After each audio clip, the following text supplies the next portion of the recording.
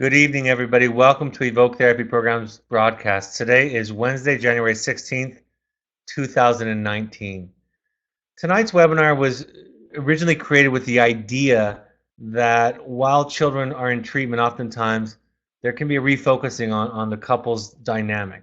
Some of it that is around co-parenting, but some of it is around this idea that once you pull the identified patient out of the family, that there it can rearrange the couple's attention and energy towards each other. And one thing I think about often as I do this work, and of course most of my psychoeducation is around parenting. Most of what I teach is around parenting. I go back to this idea that it's all so much the same kind of psychology and science. That really the work is about being a person, being a self, and being in relationship to another person. And so, of course, there are distinct differences in relationships between a spouse or a child, between a boss, a friend, a coworker, an employee, all of those kinds of dynamics. But in my experience, there's so much more in common than there is different. So with that in mind, I wanted to do this broadcast again. This is one of my favorite subjects because I think there's a lot of things in our culture that guide us away from the kind of wisdom that those who study relationships and coupleships can teach us. And so I'm going to debunk a few ideas and give you a couple of core principles, ideas as we go along tonight. First off, I start with this idea. This really came to me from another marriage therapist that I was actually in a session with as a client. We'd actually hired this individual. He was a business consultant, but also he had training as a couples therapist, a marriage therapist. So he had those two backgrounds, and we were having problems in our leadership team years ago. And so he brought us in and heard all of our complaints. And then he asked us this question, and 3 out of the 4 of us in the partnership were marriage and family therapists. He asked us the question, what's the responsibility of the individual in marriage? Because we were all family therapists, couples therapists, we all had answers to that question. And so we all gave our perspective. And he asked us, he said, what if the answer was to enjoy your partner? What if that was your responsibility? To take pleasure in your partner? How are you doing in that responsibility, in that task? And it's taken me a while for that to really sink in, but it first changed my perspective that my enjoyment of my partner was a great deal about me. That the idea of beauty is in the eye of the beholder, and enjoying somebody is in the ears and the eyes of the beholder in the same way. So I'm going to talk tonight about what I think is a fundamental error that we learn about, that we think about in coupleships.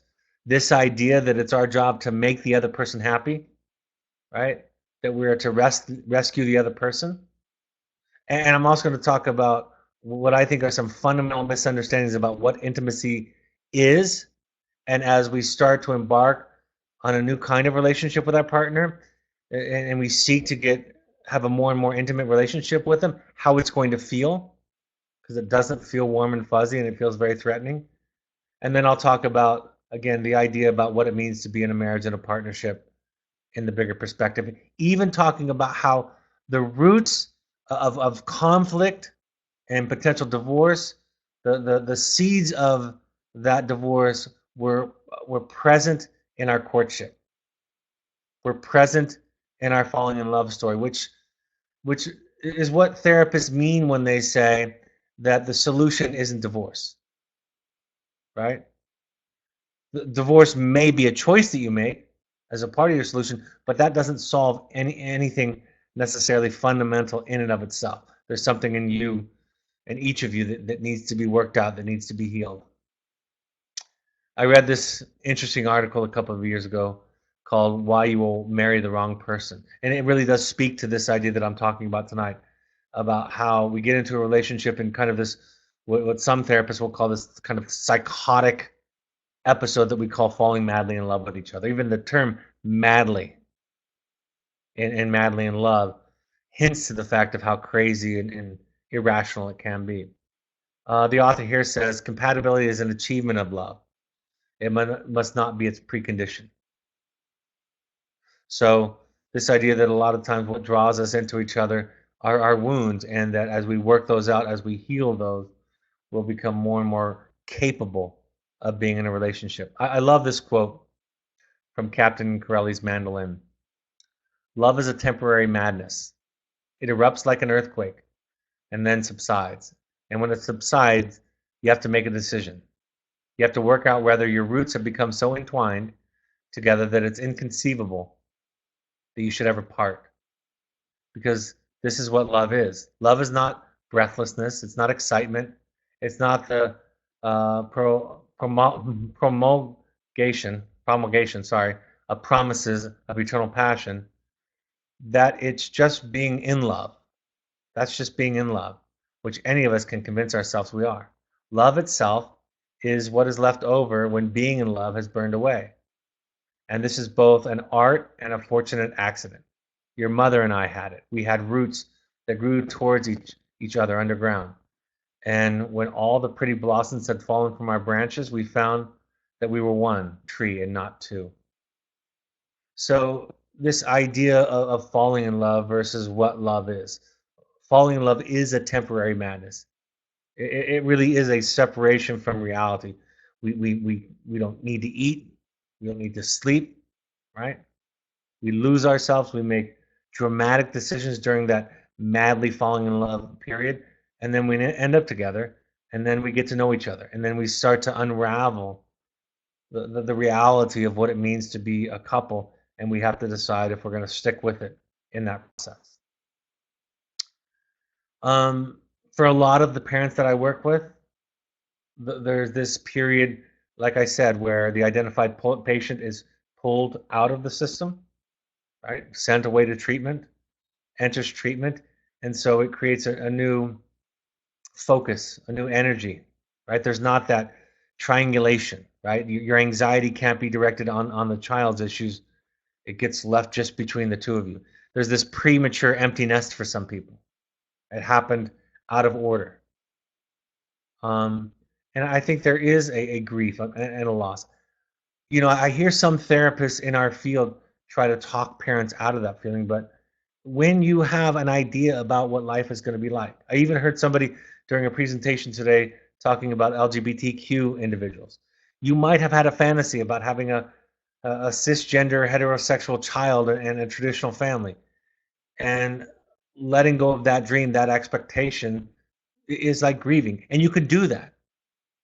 The presenter said, not in front of the child or with the child, but you could do that with a therapist. So whatever our expectations are, whatever we thought it was going to be like, when we thought our child was going to go away to college along traditional life timelines, it's a real loss, and that's okay. And if the therapist can't tolerate it, you can remind them that it's okay, that you have the capacity to feel grief and loss and still move through the process. There becomes some, like I said, some new areas to focus on between the two of you. And the definition of intimacy and the ingredients that go into intimacy. Intimacy can only occur to the extent that there are two whole selves. And so for all of us, there's some limitations to that, right? We're growing constantly.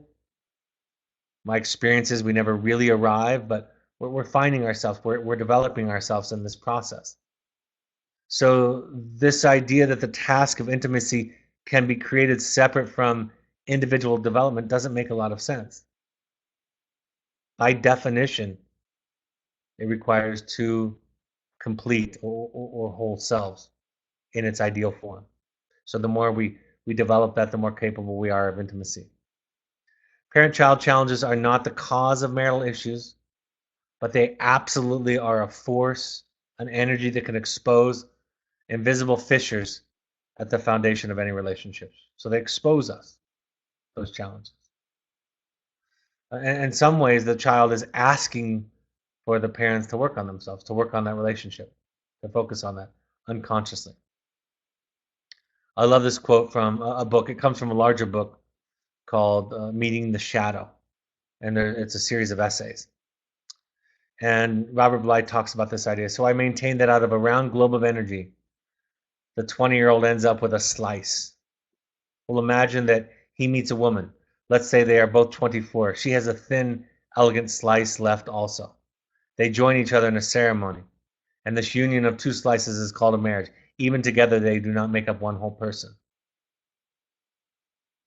We have to come to terms with the fact that there is work to be done in the process of becoming a self. If we can't see that, if we don't know that, if we don't take that on as a project, intimacy and coupleship is going to suffer in tandem to that lack of project, that lack of focus. This is why I want to pause here, because I think this relates back to the program that we run with adolescents and young adults. So many people talk about this idea of how can you work on relationships when people aren't together. It's one of the most common questions I get asked as a marriage therapist, family therapist, running a program where adolescents and young adults are separated from their family for some period of time. And it's a simple answer. The first thing that we're helping each member of the relationship, each member of the family to work on is themselves. We're helping them develop the capacity for intimacy. And when we slow the process down, when we create this distance physically, and communication is slow through letters, through phone calls, things that would happen like a pinball machine, in the moment reactive, get slowed down and played out over a week with some coaching and support from a therapist. We start to develop self and tools for connection in that process. One of the founders of family therapy, there's a handful of groups or people that are credited with creating family therapy in the 1970s mostly. And one of the pillars of the family therapy movement was Dr. Murray Bowen, a psychiatrist in Washington, D.C. And he never met with two people at the same time. Never met with two people. And yet he's credited with creating the theory and practice of family therapy, one of the important pillars of that. Because we carry around inside of ourselves an internal system, right? And that's why when your children get with us, they recreate the same kind of dynamics. That's why you can get divorced and remarried, divorced and remarried time after time. And unless you make progress, you're going to end up in very similar dynamics with your relationships. Because you carry that around with you, and then you set up the system. So the process of going through our childhood means that we come out of it with parts of ourselves, glimpses of ourselves, fractions of ourselves. And then for a lot of us, we seek out intimacy to get what we didn't get in childhood, right? We might be running away. It's never conscious. Even with the most well-intended, fairly reasonably high-functioning person, we seek out to repair things in the past that haven't been healed and haven't been worked out. And I'll talk about that as we go along. When we encounter problems in the other, right? The unspoken message in marital therapy when I work with a couple is, if you could just get this bozo that I'm married to, if you could just get them in shape, we could work this thing out. We'd be okay. They never say that, right? They ask for feedback. They ask for communication skills, tools, facilitation, but there is this idea that the problem is in the other person. From childhood, we internalize this bad mother object, right? This mother that's disappointed or critical. It could be a father or a mother. The phrase in developmental psychology is bad mother. So when our partner is upset with us, frustrated with us, exasperated with us, right? We're playing that out over and over again. We're trying to please them. We're trying to be good enough. We're trying to be lovable enough. We're trying not to be the bad one.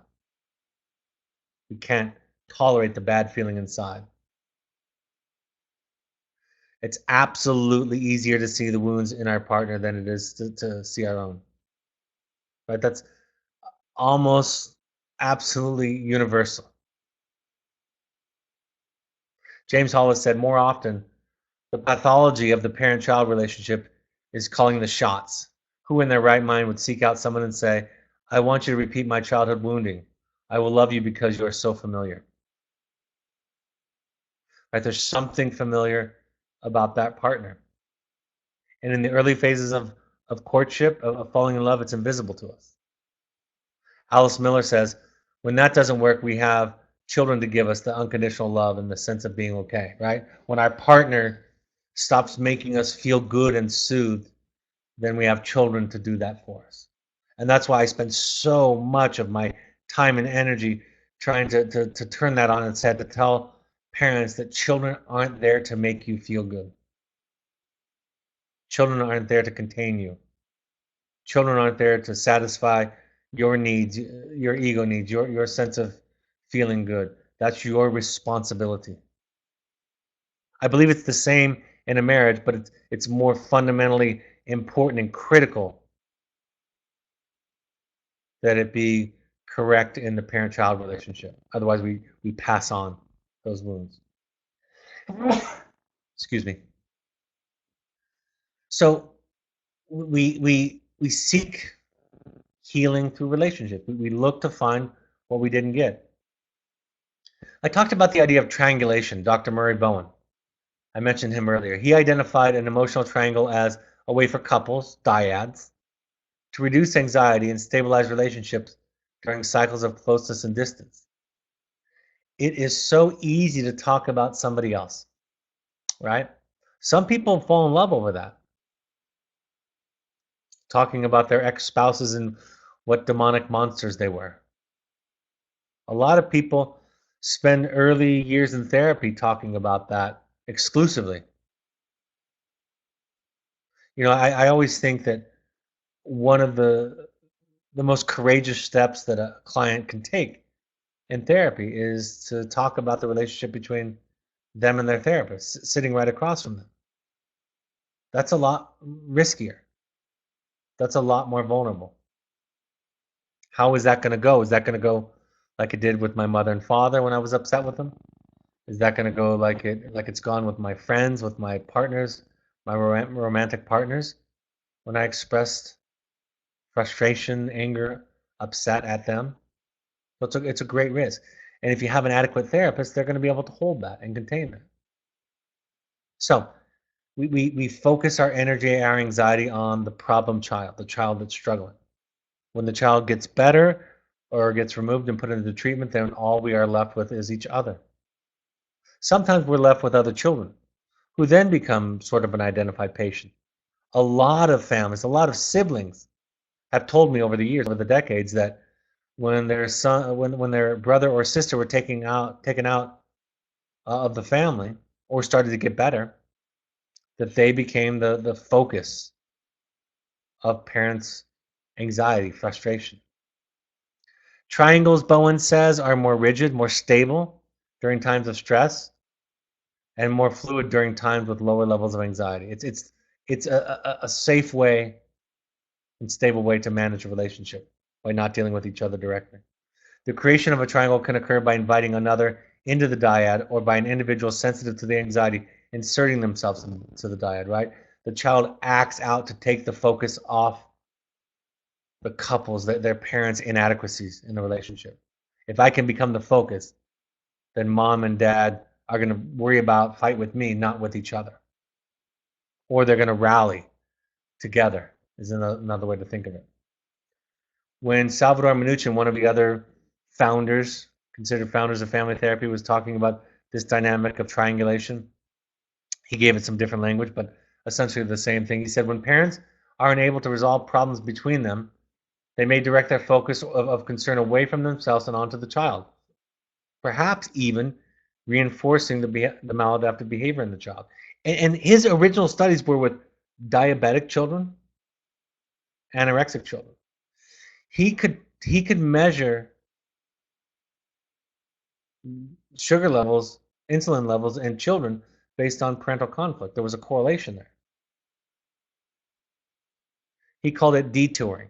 Detouring occurs when parents, rather than directing anger or criticism towards each other, focus on the negativity on the child.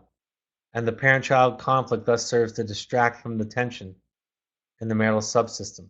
This type of triangulation also is sometimes referred to as scapegoating, as the child's well-being is sacrificed in order that the marital conflict might be avoided. Again, the way these theorists talk about it, it would lead one to believe perhaps that it was conscious or overt or dramatic. It's fairly subtle, and it's incredibly common, even if it's to a smaller extent. What Mnuchin used to do when families would come in with teens that were struggling with these various issues is he would have an assignment each time where he would tell the parents to thank the child for bringing the family into therapy.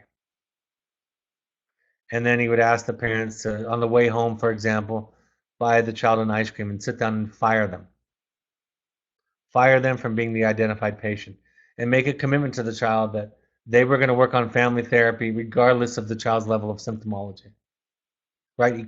He wanted to create this ritual where it wasn't going to be an identified patient system, but it was going to be the family was going to be the identified patient. And the child in these examples were just the lightning rod, right? Just the thing that got the family into therapy. And that was something he started to do with every family as a way to kind of shift the focus. This is from a sibling of one of our clients who said to me, since he left, I think I've now become the bad kid, she said. This is from a 14-year-old. I guess without my brother here, they're able to focus more on finding things that make me the worst of the litter now. I also believe I've become more irritable because I now feel like I'm thought of as the bad apple among my other siblings. Not an uncommon sentiment at all.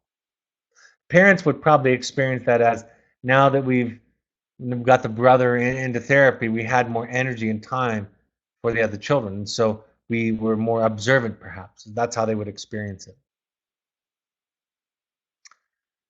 Cross-generational coalitions, which means that when a parent would align with a child, kind of pull them up into the adult system, parentifying the children, turning the child into a pseudo-spouse.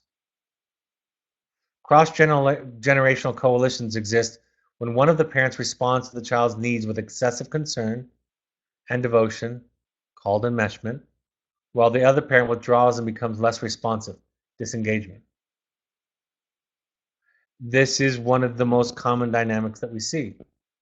And so again, the way that Mnuchin looked at it is he was trying to shift the entire system. And that was a part of reducing the symptomology and symptoms in the child. So how do we de-triangulate? Well, in therapy, the presence of a therapist may serve to interrupt as the therapist takes on a non-anxious role with a couple. Right? They kind of become the facilitator. The referee is not the right word, but a way to kind of moderate between the two, to absorb the anxiety, to help the couple communicate. Part of it is owning your stuff, owning your unhappiness and your anger, knowing that that's your responsibility. It's not your choice. We don't experience our anxiety over our child's drug addiction or self-harm behavior. We don't experience that as a choice, but it's ours to own, to manage, to work on. So like I always say, when we show up to the child, with the child, in the role of a parent, we can be there for them instead of them being there for us. Joining, validating, offering support, challenging, encouraging autonomy and differentiation. There has to be a separateness for most families as a start to intimacy. Most families experience clinging, responsiveness, dependency, reactivity. They experience, that's what they were taught was intimacy and closeness. And it's not. It's fusion. It's enmeshment. It's over-identification. And in enmeshment or over-identification, there's a lack of individuation, a lack of autonomy, a lack of self. By definition, over-identification means a lack of seeing the other person as separate. And the placement of the identified patient can allow for the couple to refocus or focus or recommit or commit to their coupleship. That's the idea of this broadcast, right? This is a place when you can do it. I think it can happen separate from this. I think it can happen in addition to all of this, but this is why I wanted to talk about this. And besides the fact that I think that there are more things in common in our relationships than are different. Differentiation, I talk about that all the time. So definitively, it's the balance of self and connection. Neither is sacrificed for the other, right? I can be me, you can be you. I can hear, respond, contain, love, have compassion for, be curious with you, and vice versa. And I don't have to require core parts, authentic parts, real parts of myself to be accepted in this dyad. There's space for me in this dyad. Intimacy cannot be achieved to the extent that the self is not present.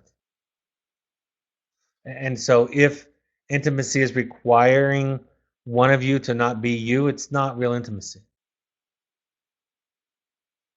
It's something else. And it's not too much love, right? Enmeshment over identification is not too much love. It's a little bit of love mixed with a lot of anxiety, a lot of fear. Healthy detachment is synonymous with healthy connection. They're one and the same.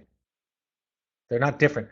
I believe that the reason that in self-help they use, and in 12-step they use the phrase healthy detachment, I'm convinced, is because that's what it feels like. It feels like distance for most of us. I prepare families all the time that if you develop healthy boundaries, it's going to feel like abandonment to both of you. Because again, all you knew, all you've been taught is that connection is reactive, it's dependent, it's fusion. Systems that support differentiation allow for differences and provide a sense of belonging without the exclusion of the other. This idea of selflessness, being selfless is some ideal to strive for. Who among us, Delmore Schwartz says, who among us can ever know ourselves well enough to be capable of agape, an expression of what we might oxymoronically call disinterested love, that is, love wholly invested in the well-being of the other, without the shadow of a self-interest cruising beneath the surface like a shark. Right? It's this idea that we have needs. We still, part of our desires, our wishes are always beneath the surface. And it'd be reasonable, or at least less than idea, to seek for and imagine something such as selfless love. My experience is that the greatest love comes from a source of abundance. When I have enough that I can give without needing something in return for it. That's not selfless love. That's self-full love. Intimacy. This is a really important point in tonight's broadcast because I think it's one of the most misunderstood points. It's not harmonious, right? It doesn't. We think of intimacy like, right, warm and kind and soft and inviting. That could be something that develops over time, but intimacy for most people, virtually everybody, starts off as horribly frightening and disappointing and lonely. It's two people showing up and telling the truth. And those include things like, I'm angry, I'm sad, I'm resentful, I don't like this. Sometimes I find you unattractive. Sometimes I fantasize about leaving this marriage, or I'm tempted to get divorced. I mean, imagine all the truth that comes out of it. And if the other has the extraordinarily rare capacity to provide a space for that, to contain that, it is amazing. But it's very rare, and in my experience, takes a lot of practice. to get to that point to become an adequate container. Initially, it feels horrible. Initially, the person telling their true story feels pretty liberated and feels close, and the person on the receiving end feels horrible and wants to withdraw, feels rejected, feels judged, feels unloved, right? Because they're lacking in differentiation. They've lost the capacity to see the other person, and they have to tend to their own wounds and retreat to do so. But if with some support and help and vision, they can stay in it, even if temporarily there's a desire to retreat. There's nothing better. Why would we ever want to leave something that would be so welcoming of us and all of our imperfections and craziness in our feelings? That's the most attractive thing in the world, but that takes a great deal of capacity that develops over time. And early participants in couples therapy won't recognize it. It's overwhelming. A lot of people will say, I hear them say in early sessions in couples therapy, I want intimacy. I want to hear what she thinks or feels, or I want to hear what he thinks and feels. And my thought is, I'm not so sure. I'm not so sure. My experience is hearing what he or she really thinks and feels is frightening and hurtful and sad and scary and upsetting and discouraging until you build up enough self, enough capacity, enough vision to be able to see the other person. And you're not at that point ignoring pain or allowing yourself to be walked over, right? Disrespected. You realize that you're actually doing something we call loving, and it doesn't hurt and it doesn't threaten. And again, that takes a lot of practice. Honoring the other, James Hollis says, and allowing for differences. It is to open the door of to freeing, excuse me, it is to open the door to freeing self and other to be who each other is meant to be. It is to be both open to the possibility of something called love. James Hollis, by the way, this is from a book called The Eden Project, a lot of these quotes tonight. It's a fantastic, deep and dense read if you want to kind of understand the psychology we're talking about tonight of relationships. In intimacy, we own our fear and our anxiety. We don't project it on to the other person as badness. Most a fundamental problem that happens in relationships is a feeling of inadequacy, fear, anxiety in me. Instead of owning it, I turn you into a cold, selfish, narcissistic, insensitive, overbearing, choose the adjective, person, so I don't have to own my stuff. And to the extent that that projection triggers you, we end up in severe conflict. If you have enough self that you can either absorb it, own it yourself, or let it pass through you, the conflict doesn't occur. Learning to feel, to allow for feelings, to be present with them, resisting the urges for uh, that fear tell us that we have to control things and people. The terrifying nature of romance and intimacy, because it is risking everything, right? Rejection, shame, being alone. It's absolutely a terrifying prospect. Another point that I want to talk about tonight that I've not talked about in previous webinars on coupleship is this differentiation that needs to happen between loving and needing. Came to me in some work I was doing a couple years ago with a couple. They were exploring the idea of needing each other versus loving each other and asking me the question, is it okay to need each other? And I said, of course it is. We need other people in our life. We need support. That's a part of what we do. The danger becomes when you think that needing is a higher form of love or that it has anything to do with love. When in a very simple way, loving and needing are opposites. It's okay to love and need the same person, but don't confuse the two. Don't conflate the two.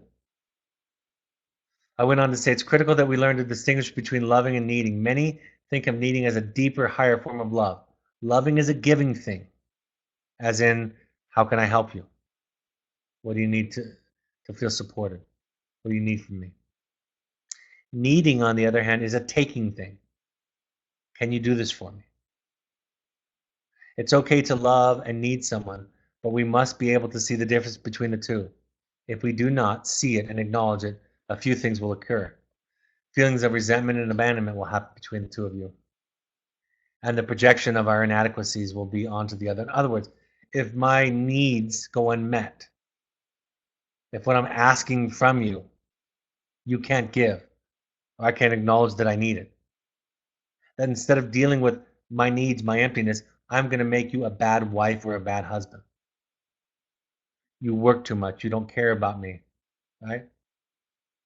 I turn you in, instead of turning you into an inadequate person who has human limitations, I turn you into a bad object. And when I turn you into a bad object, I don't have to cope with my needs, right? Conversely, if your needs are overwhelming for me, instead of dealing with my inadequacy, I turn you into a selfish, needy, histrionic, melodramatic person. Same thing. I can't deal with my inadequacy. I can't own it. I'm afraid of it. So instead of sitting in that, owning it, I turn you into something is wrong with you that you need to talk about it this much. Something is wrong with you. Nobody thinks like that. Nobody needs this much. Right? That's the dynamic of projection when the relationship starts to experience conflict and fall apart. Hollis says, so to be fascinated by the other is to be possessed by an affected idea. I love this quote. This is what happens in projection. In the most rabid stage of being in love, and rabid is by no means too strong of a word, one is unable to do other than obsess on the other. One is caught up in a projective identification with the heart's desires, the boundaries between self and other dissolving again, as they did for the infant. Accepting the journey obliges one to accept fear and to let go of our chief fantasies. So again, this is this idea of falling in love, of romantic love. He's suggesting comes from unresolved, processed childhood dilemmas and wounds. I wrote this to kind of talk about the stages of projection. Think about this as a falling in love couple. First, a person is convinced that, excuse me, this isn't actually mine. This is Hollis's. Mine comes a little bit later.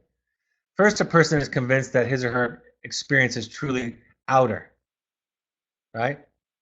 That what I'm experiencing about you is about you. The second stage is of the projective process arises out of the often gradual perception of discrepancy, the widening gulf between who the other is supposed to be and our concrete experience, right, our expectations.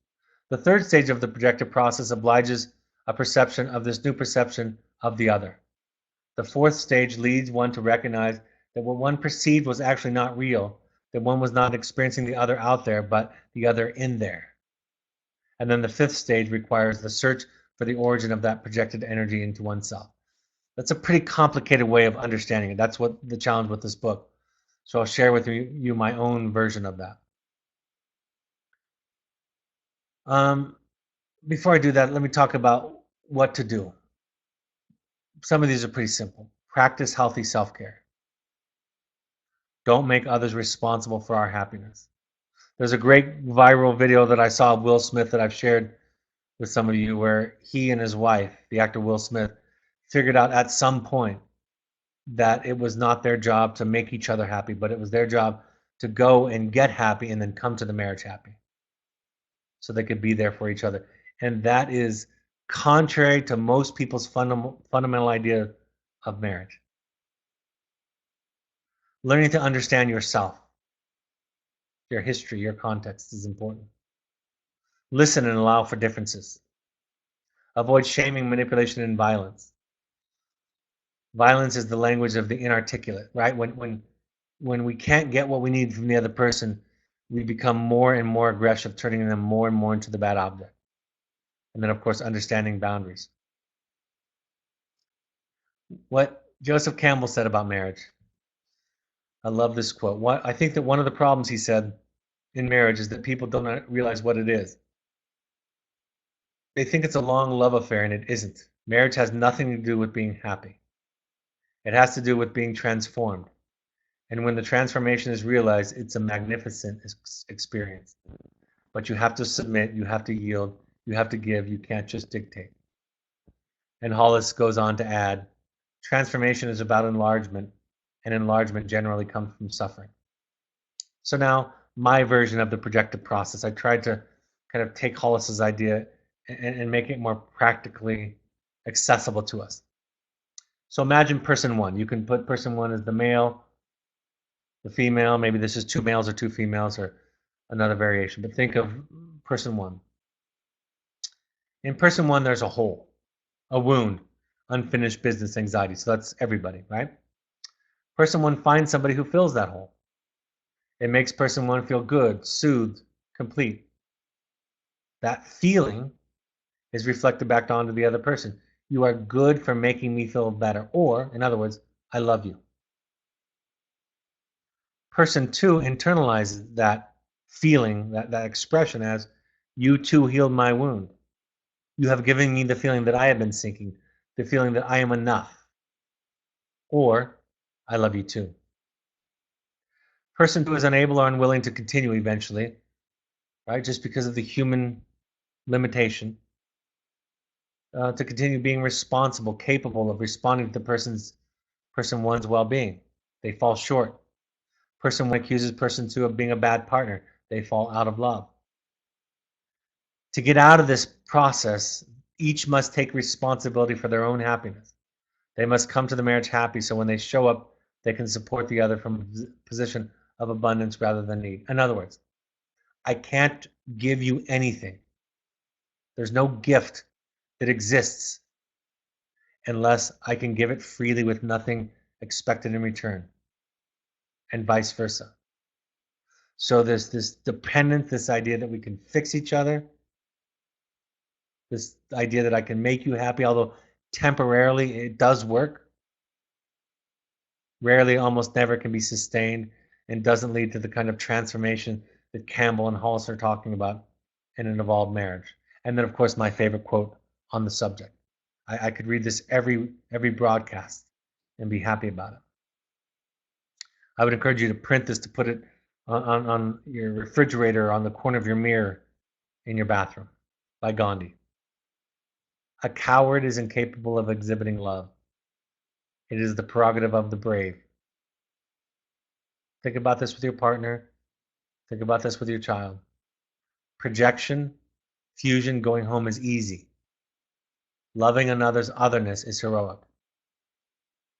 If we really love other as other, we have heroically taken on the responsibility of our own differentiation and our own journey, and this heroism may properly be called love. In the Milan School of Family Therapy, again in the 1970s, they assigned every family that brought in a child that was struggling the same assignment. They assigned the couple to make sure that the child care was taken care of, to give something to the children, something to the child's caregiver, that if there was an emergency, they could be contacted, but then to go on a secret date. That date could be just across the street or across the country or across town. And to keep the details of that a secret. To reestablish what it meant to be a couple. And to take the child out of the equation. Right? A lot of couples talk about when they experience an empty nest, even in situations where there's not a great deal of mental health or addiction issues, about what will we be now without our children between us. Be responsible for yourself and taking care of you. I know it sounds like distance. I know it sounds like, why marriage? I didn't get in this to be alone. But this is the opposite. This is the ability. This is the beginning of being a partner. And when your partner can't take care of you, think about the possibility that instead of being a bad or a selfish person, they're just an inadequate person with limitations. And find another source to support you when they can't. Therapist, sponsor, trusted friend, group. The benefit for you, your coupleship, and your child. This is the building block of human relationship. This is what they talk about at Al-Anon, at Codependence Anonymous, at Families Anonymous, at Adult Children of Alcoholics, right? This is what it means to be a human in relationships. Stop expecting someone else to do what you want. Stop demanding. Stop dictating. And just in doing that, watch how the dynamic changes when there's not the threat of them being bad or a failure or selfish or narcissistic or melodramatic. Avoid intimidating and guilting to get your way, right? Walk away and take care of yourself. Do your work and be responsible for your marriage. If you want to read more about this, you can read the book the Eden Project by James Hollis. Also, you can listen to the webinar on self and other, because it's very similar themes, more in the context of parenting, but very similar themes. Happy to take any questions. I'll let you think about the questions, and before we get to those, I'm going to talk about announcements. We ask all current parents to attend 12, excuse me, I'll try to, had some problems with pronunciation this evening, 6 12-step support groups. Any combination of Al-Anon, CODA, Families Anonymous, even Refuge Recovery if you want a different approach, a Buddhist-inspired, non-higher powered center approach. You can also go to NAMI.org for classes and resources in your area that are affordable or free. All of these broadcasts are available on the podcast app on your iPhone and on your Android device through the SoundCloud app. Just search Evoke Therapy Program. Follow us on Twitter and Instagram at Evoke Therapy. On Facebook, you can find us by searching Evoke Therapy Programs. You can also find the Alumni Foundation, which helps families who can't afford therapy, by going to Facebook and searching Evoke Family Foundation. Our blog has weekly updated content. My book, The Journey of the Heroic Parent, is available on Amazon. Also, audio versions are found there. We ask all current parents, if possible, to attend a workshop while their child is with us. The next one is February 16th and 17th in our Oregon program. You can talk to your therapist if that timing is good for timing for a visit to your child at the same time. Contact Melanie at Evoke Therapy Programs, evoketherapy.com for more information, or to RSVP. If you want to do a deep dive into your own work, Finding You, the upcoming Finding Yous are listed on the slides here: February 20th, March 27th, April 10th, May 15th, and June 26th. If you want to do a couple intensive, those are possible too. Also, family intensives, private intensives, you can find out about those by going to our website, calling our number, or emailing us at intensives@evoketherapy.com. Next parent support groups, February 11th in New York City, Los Angeles, California. February 24th, I'm going to list some more soon. Email Melanie at evoketherapy.com for more information.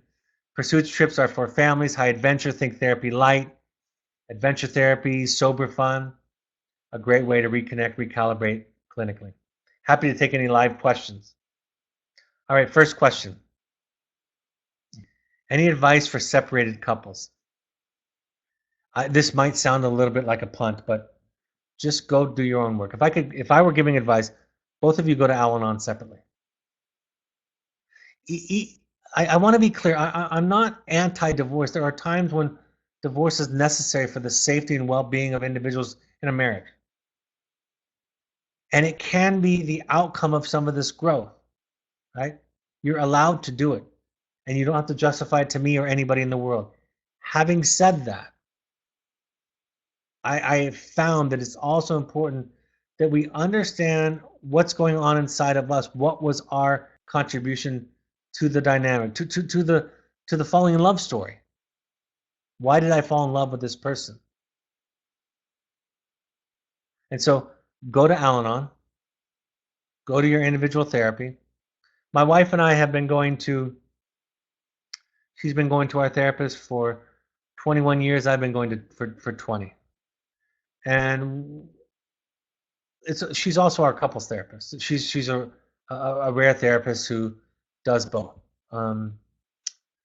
We haven't been to couples therapy in years and years, but my therapy is about my relationships with her, with everybody. And I come back with insight, tools, and ideas that make me a better husband. And the same is true of her. I'm not against couples therapy. It's just go do your own work. Go to a finding you.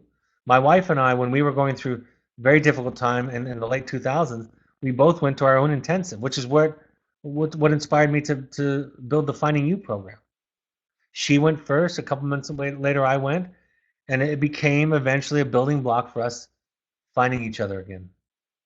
But I had to start off with finding ourselves. Next question. Thank you for this webinar. It's interesting how the things we learn for our children apply to our partners. My marriage has gone through the work has grown through the work that I've done because of my child's struggles. In the past, I reacted to critiques from him as a threat. Now I can hear his suggestions as ideas that I can accept or not accept based on my own truth. With work, I'm able to let him have his feelings and not see them as always about me. And I can show him who I am and feel understood. I am so grateful for this gift that our child has given to us. Thank you so much for sharing that. That's a very simple but eloquent example of how growing changes us, right? The problem isn't out there. It's not. It's the biggest illusion that it's out there in our child, in our spouse, in our friend. Yes, all of those people have problems, but the real dilemma, and the only one that we have any control over whatsoever, and still that's a pretty big mountain to climb, is inside of us. And once we get past the shame or the fear of owning that dilemma, that dynamic, we can start to work on it. And if we have an adequate therapist, or if the motivation of saving our children's life propels us to push past the shame and the fear of guilt, we can get to that point, and then it stops being the same old fight, the same old story, the same old pain. We don't repress our pain. We don't hurt anymore or as much. All right, looks like there's one last comment, it looks like.